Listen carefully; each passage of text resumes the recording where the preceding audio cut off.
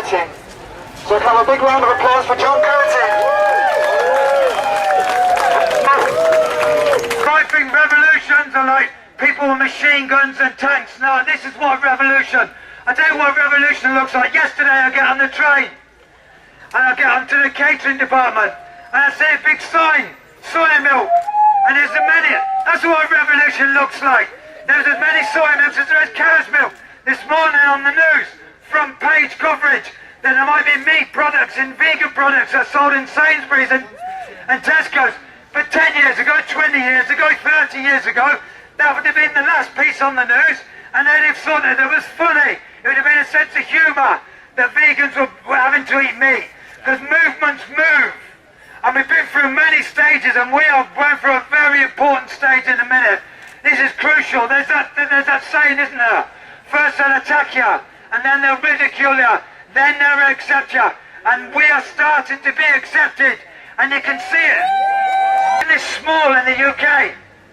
The last time I looked at the figures, because they're figures, numbers are numbers. 500 million, 600 million, 600 million chickens who never see the sky. What sort of crime is that? Can I actually do a confession, because it's on my head a bit? Outside McDonald's, because before I do this, I walked into a meeting last week, and I said I've been involved in the movement for a long time, and I've been in prison loads of times. I've been 14 prisons, 4 years in prison. Once upon a time, when we used to gather like this, it was just a criminal gathering. You know, if it was an animal liberation thing 10 years ago, 20 years ago, we'd all have our fingers in the pipe. Oh, there's Billy just got out of prison. Hello, Mary, she's on bail. We're a bunch of criminals. And if I mean this as a compliment. The new generation of vegans and animal liberation people. To me, you're like the Care Bears. Do you know the Care Bears? You are lovely. But be proud of it. I know on Facebook, I'm sure there's people, what's the point of walking around the street? You lot are so nice, you need to go and kick down some doors. No, keep your beautiful presence, because the movements move. And you can see on all the faces, to me, remember, right, we've just marched through central London, and we are attacking one of the main pillars of civilization. We are attacking one of the main pillars of what people who have seen us today are going to go home and do. We are stepping on their toes, and 10 years ago, 20 years ago, we'd have been met with ridicule, people shouting at us, people hiding their children from us. But today I just saw the smiles. If we'd have been doing it for the badgers or for whales or for vivisection where people weren't so involved, it'd have been even more positive. But today we're stepping on people's toes. And now to be a vegan, to be an animal liberation person, it's good, it's healthy, it's good for the planet, it's trendy. Our message is getting through. McDonald's, and you were like Care Bears with attitude. I want to pay respect to all the people in the past that have been caught and have gone to prison. My friends, Jill Phipps, who was killed, Barry Horn, who died on hunger strike. Like I said, the women who got the vote, the suffragettes. I'll finish in a few minutes. I don't want our history to be sanitised. The same with the suffragettes. They used to meet in Hyde Park. They used to raffle off bricks. They called it politics of the smash window. And they went into the West End and they would smash businesses at random. And they could actually put a name to it. And I've smashed hundreds and hundreds and hundreds of butchers' windows. When I was part of a generation, you know, and you're all, thank you very much. I'd love us to, I was very frustrated for many years about the social media, Facebook generation. But maybe now we're finally seeing the fruits of it. But I wasn't getting it at all. I wasn't getting it. I was like, get off your fucking computers and get back on the streets. But now we're getting somewhere. I have to apologise these days for swearing, I think. Anyway, because you can't offend anyone these days anyway. But it's coming together. Let's get the balance. The animal liberation movement, we were built on looking at each other's eyes. It's so good to be as a family, and you can't get that from a computer. So let's get the balance right of cyber world and the real world, and I love you all. Where we did that, that was necessary. One of the reasons I did it, so the next morning people would see the smash window and they would say, why have they done that? Because no one knew about vegans. Now you're in the world where you can go to the shops and you can say, you would meet maybe a vegan from, you'd meet a a new strange vegan once a year who wasn't an animal rights person. But we did it to wake society up, and I pay homage to that. But now we've got the real hard work, which is we're on the verge of a revolution, and we need to keep the public on our side. Let's do what works. The Animal Liberation Front, maybe it's a phase we went through. There'll always be a space for people who liberate animals, though. Please.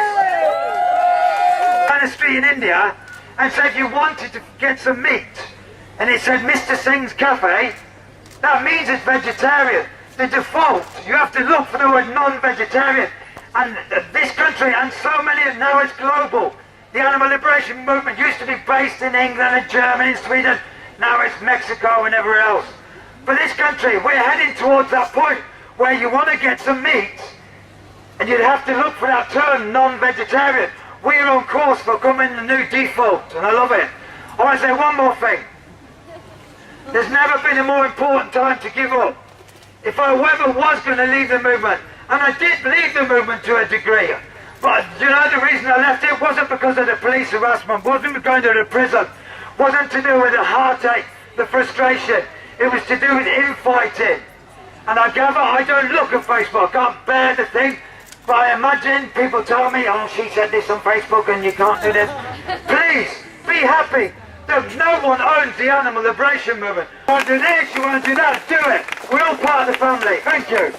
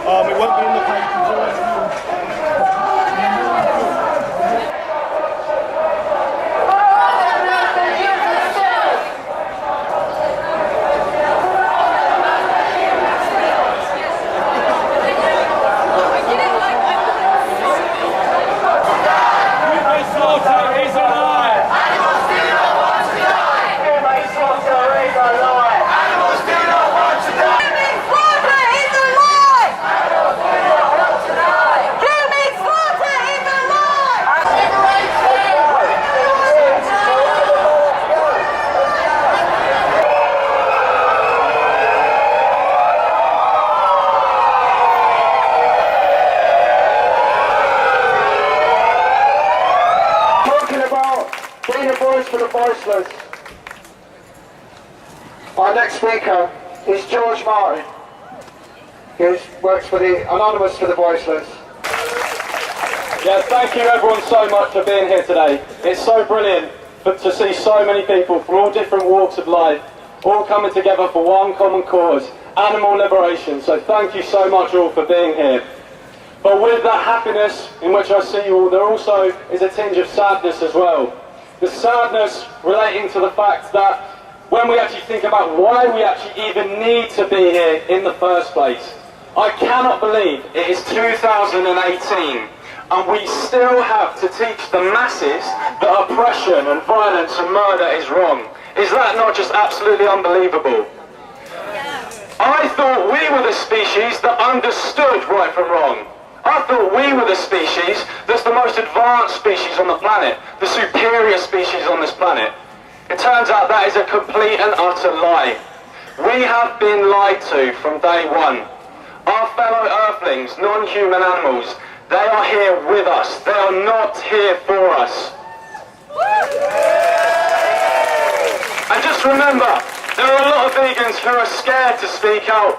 Because there are people on the streets here today, there are people who read the articles in the London newspapers about us, and they will laugh at us. They will laugh at the struggle that we're fighting against. But never be silenced by those people, because just remember, those people are complete and utter hypocrites. Because if I was to set up a dog slaughterhouse tomorrow, and I did so much as put one bolt gun to a single Labrador puppy's head, there would be a Molotov cocktail through my window. And there'll be a riot on the streets of London tomorrow. So just remember that you are exposing their hypocrisy, and that's why they get mad at you. And also remember that throughout history, those exact same people who mock the struggle of the animals now, those are the exact same people who would have stood in the way of every single justice movement throughout history. When you were against slavery, when you were against the oppression of women, those are the people who would have laughed at you. They were wrong then, and they're wrong now. Never apologise for being years ahead of your time. As Gandhi said, never apologise for being correct, for being years ahead of your time, for being you. If you know the truth, speak your mind. Even if you're an army of one single person, the truth is still the truth. Use the fact that you have the truth on your side. Use the fact that you have the technology available to reveal to the world the truth. Use that to change this nation. Use that to send shockwaves across the world. It's your duty as an animal liberation activist to help change things. Because as Howard Lyman, the former cattle rancher, now turned activist, said, you can change the world. You must. And that's all I have to say today. Thank you so much. Animals want to live. Just like us. Animals want freedom. Just like us. Animals deserve respect. Just like us. Where are the bodies? Human slaughter is a lie. Animals do not want to die. Human slaughter is a lie. Animals do not want to die.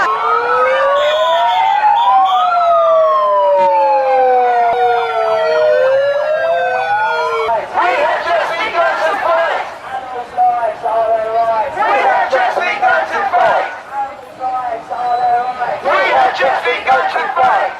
Blood, blood, blood on your hands. Blood, blood, blood on your hands. Blood, blood on your hands. Blood, blood, blood on your hands.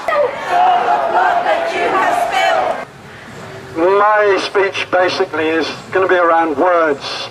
2 words specifically. The first one is this word, slaughter.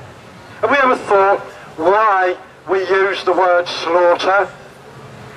If we used the word killed and murdered, that would make people feel uncomfortable about what happens to other animals. You know, oh, we can't have animals killed or murdered because that implies that there's a crime, that something immoral has happened to beings who have a moral purpose.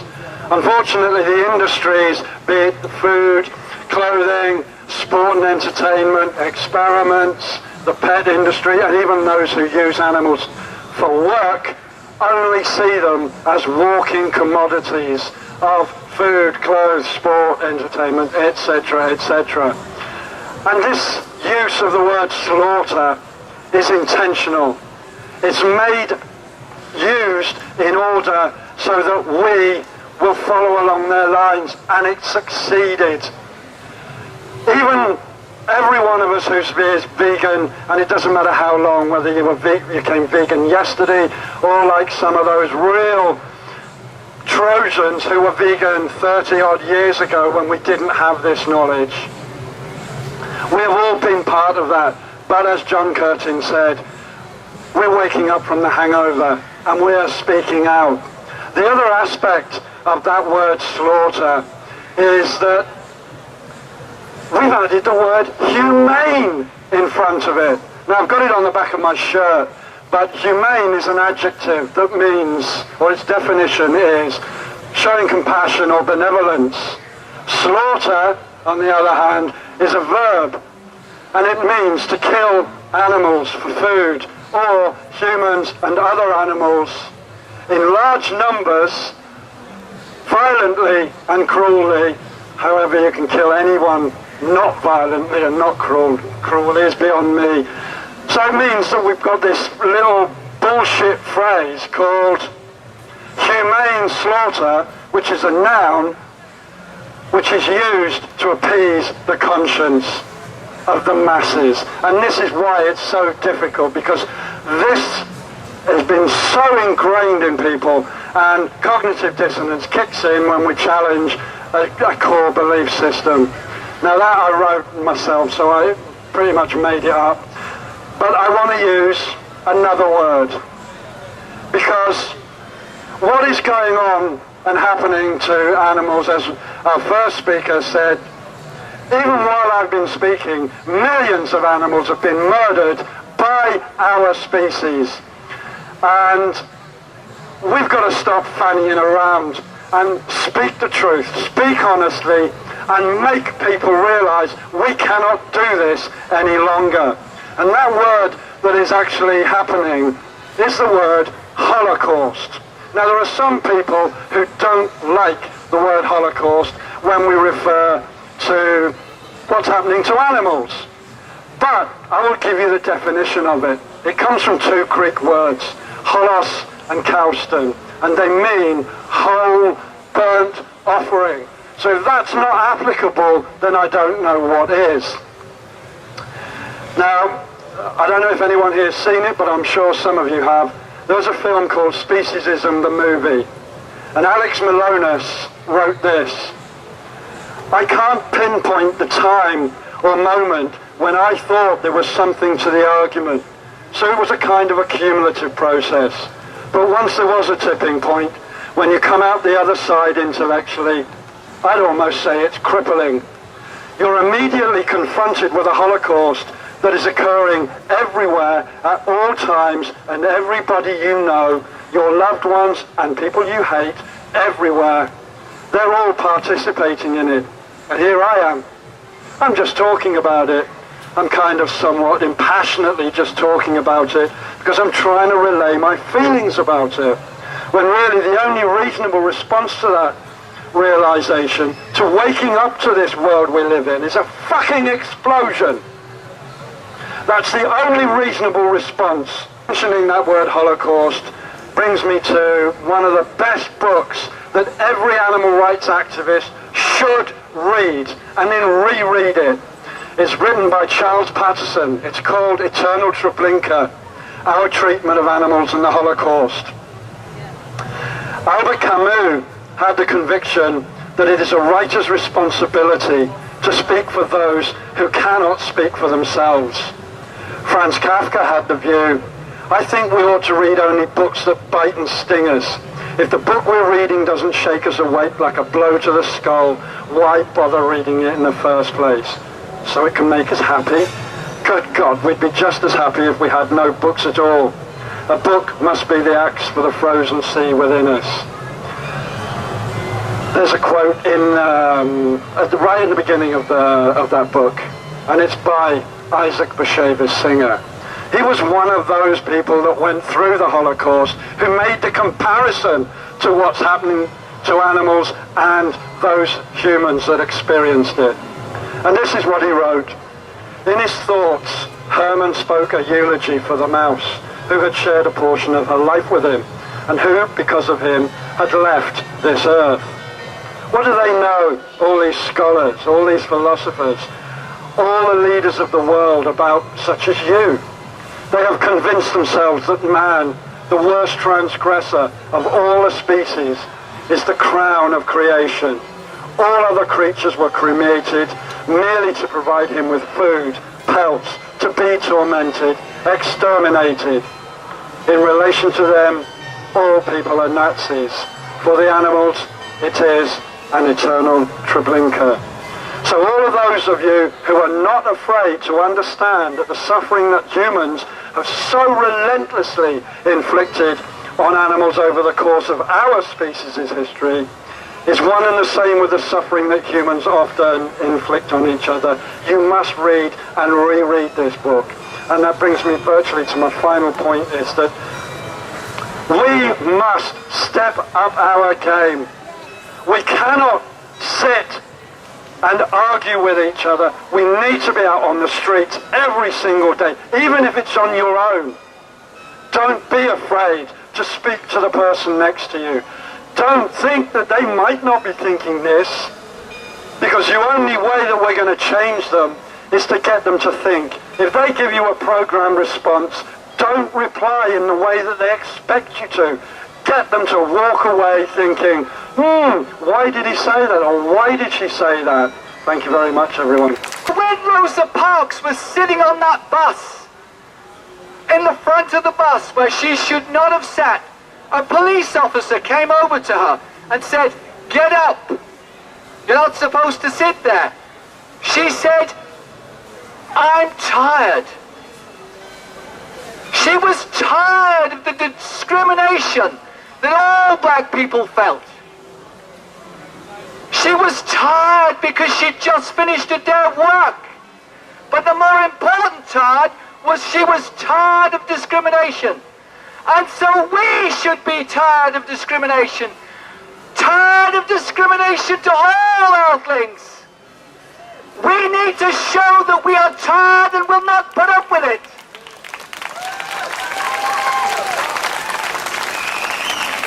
And many times on demonstrations I've had police officers say to me, "Well, it's just your opinion." So they're Holocaust deniers. It's just your opinion. It's just your opinion that 60 billion land animals die every year in this country, in the world. It's just your opinion that trillions upon trillions of marine life are killed every year for food. It's not just my opinion. These are facts. It's not just opinion. And people in the street, when they say, "Okay, so you're vegan, that's your choice." What about the animal's choice not to die?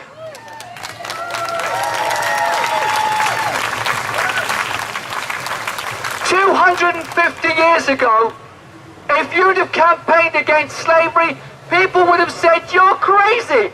Where are you coming from? You're just crazy.'" 250 years ago. 120 years ago, if you said women should have rights, women should have the vote, people would have said, "Get out of here, you're crazy." 60 years ago, if you'd have said black people should have rights, people would have said, "You're crazy." 40 years ago, if you'd have said gay, lesbian, bisexual, transsexual community should have rights, again people would have said, "You're crazy." The animal rights movement is about animals, and animals are the last untouched, unchallenged slavery, still to find liberation, still to become free from slavery.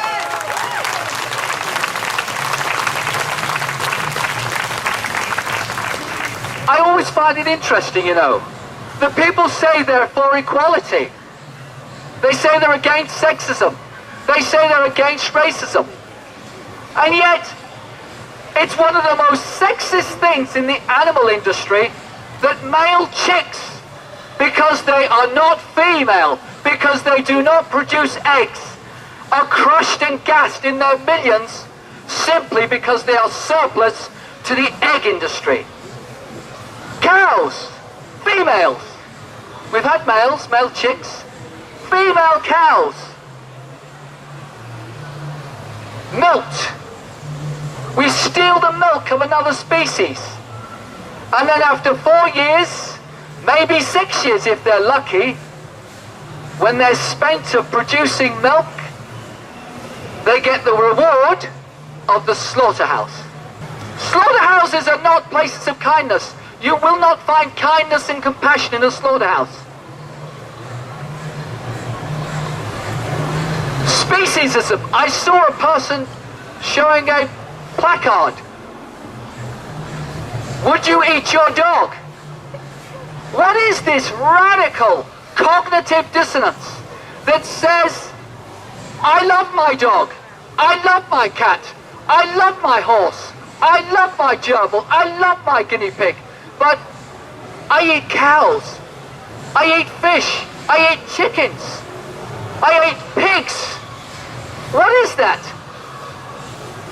A cow is just another dog. A pig is just another cat. What is that about? Radical cognitive dissonance. That we can say that one animal we love, but another we say, we just eat that and it's perfectly normal. And further, we'll say, "Oh, those Asians, they're terrible. They eat dogs. They eat dolphins. They eat whales. Oh, they're terrible. I'm going to go on a protest about stopping killing of whales, stopping of killing of dogs. But I'll go and have my hamburger at the same time. What on earth is that about? And it happens, we all see it. Veganism is an act of decency.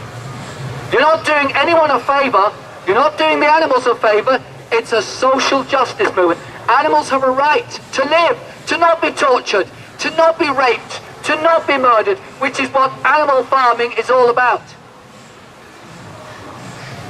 On the positive side, veganism reduces significantly your risk of diabetes, obesity, heart disease, and many types of cancer. And these are the biggest killers in Western society. And will organisations like British Heart Foundation and Cancer start telling people to go vegan?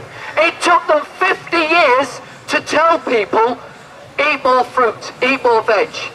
But still they want to make money on the torture of animals. John said 35 years ago, the hunt saboteurs were the beginnings in the 1960s. The Animal Liberation Front, the Band of Mercy, the Animal Liberation Front in the 1970s. And we are building on that. They had to be there. They're still there. We need to build on those activities, that direct action movement, and carry on. There's no point being a vegan and hiding away in your house. We need to spread the word to as many people as possible. Thank you all for coming.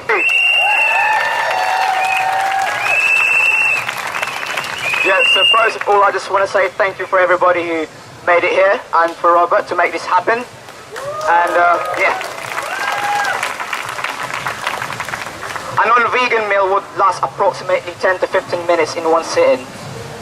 In slaughterhouse, when animals are systematically enslaved, this becomes the reality to them. Let me tell you this, everybody. Everybody is refusing the reality. It's not because we are scared of the reality. It's not because we deny and pretend that everything is okay. Behind the doors of cruelty and injustice we do not see. You cannot say you love animals while you pay for them to be brutally killed. This is reality and the society we are living in at the moment. You can spend your lifetime searching for reality, but it will always be there, chasing you and following you at the back of your mind. Have you ever asked yourself why slaughterhouse or abattoirs are hidden from us? It's not here, it's not in the city. We can't see slaughterhouse here. Why can't we have the permission or the authority to see these animals who are about to be forcibly impregnated to produce milk, mother cows, to be shot in the head with a bolt gun or to be sold off to auction, male calves, to be brought up the same as their mothers, or they can have the same path, female calves, to be hung upside down and having her throat slit, well, because she's being fully conscious when she cannot produce milk anymore for profit, mother cows, to be boiled in hot water and to be trapped in gas chambers, pigs, to be mutilated and having these babies' tails or testicles cut off without anesthesia, piglets or what is so-called bacon, to be caught from the sea and to be thrown away on rollerblades because it's not what the industry wanted, the marine life. Now let me repeat the question. Why are we not allowed to see these animals in slaughterhouse?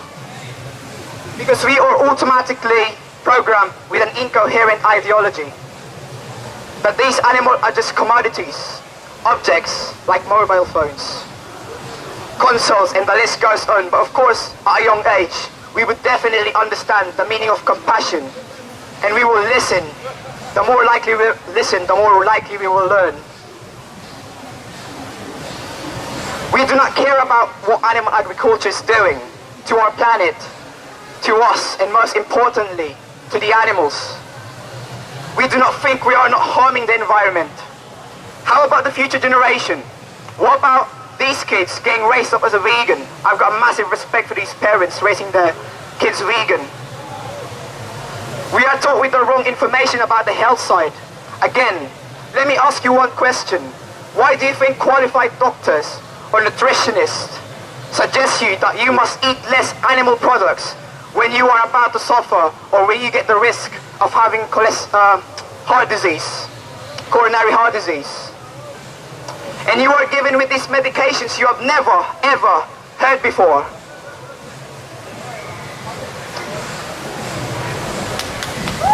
And you spend more money from pharmaceutical industries who needlessly test animals for your own life, for your own safety. Are we selfish enough to think like this? This is not health, nor wellness. This is injustice. We murder billions of land animals every single day. We do not think about them, we just thought about ourselves.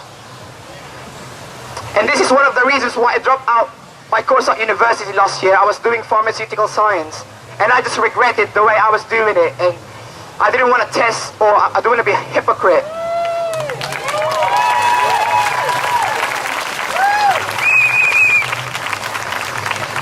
They make a lot of money, not for the good cause. And they train you to carry out animal experimentation, to be able to disconnect your mind from the most oppressed, innocent, sentient individuals in this planet, animals. Because they want to contribute to the unnecessary death and sufferings of the most oppressed, sentient individuals. These animals are neglected, faceless, nameless, voiceless in the society. In fact, we are their voice. We will never stop fighting. 3 years ago, before I got awakened about the extreme fear and agony these animals are experiencing every second, there were less vegan or plant-based options in most of the vegan supermarkets. However, as the time goes by, more and much more vegan products are released. How do we know this? Right now, the number of compassionate and passionate activists around me, we should be grateful to ourselves. The number of hours and hours we do to save animals every single day. People may oppose or may not get our message in the first place, but as we plant the seeds day by day, our world is drastically changing.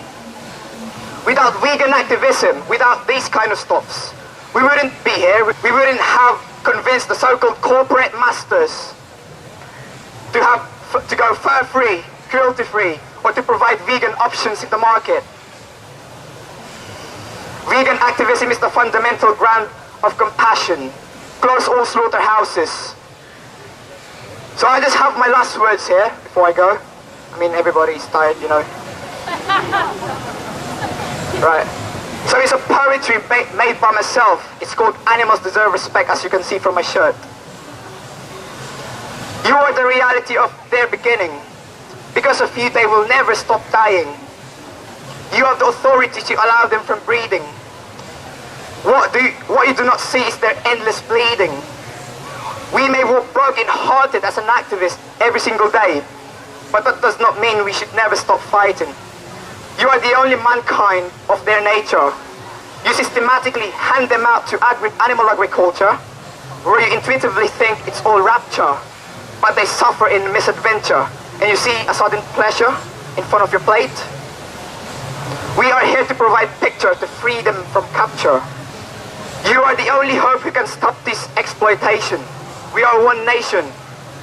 We have the ambition to free them from oppression. One of the ways is education. Despite all of frustrations, we are all in the same position and we want animal liberation. We will never give up because we made it this far. We are the only one vegan revolution. We aren't perfect here, but there is always an effect if you reject somebody who is ethically correct. Now this is where we think everyone will intersect, carnist, vegan. Free them from neglect and injustice. Your mind, don't you disconnect, because animals always deserve respect. Thank you.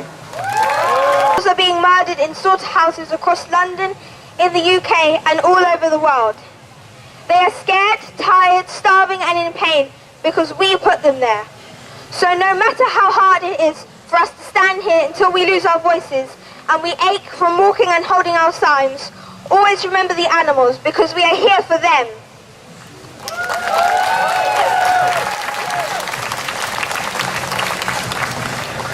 Every time I have been to a save, I have looked into the animals' eyes and have felt their pain, confusion, terror and fear. If I was in this situation, I would want someone to help and save me.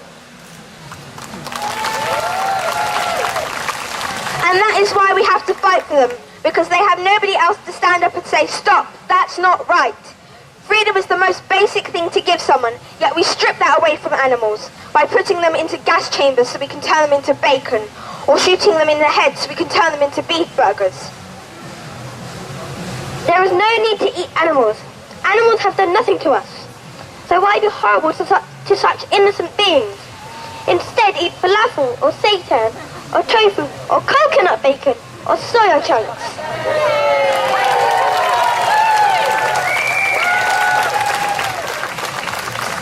Do not be afraid to stand up for others. The animals need us. They need you. Don't give up. You are stronger and more badass than you could ever imagine. Because you have the power. You got the power. You have the power to change the world. Think of all the lives you could save, the people you could help. We can all make a positive change to this world. So go vegan, stay vegan, and get active.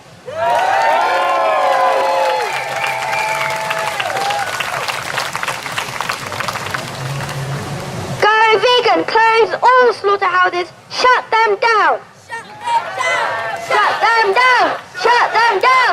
Shut them down. Shut them down. Shut them down. Shut them down. All these beautiful people could unite always and fight together instead of going against each other and bashing each other for something we disagree with and that we dislike. The animals, they don't give a fuck about how we get them out of these cages. The animals don't give a crap about how we do it. They need us to do it. And if we think they shouldn't do this action like that, they should do it like this instead, then we should go out and do it like this, and we should give a fuck about how they are doing it, because the animals need us to do whatever we can for them, and we as a family should be together and support each other instead of bashing each other and dragging each other down. The animals need us. We are the front line. We are the ones who will change this world, and we need to do it. It's our responsibility. So let's do this shit together. Go vegan and be vegan and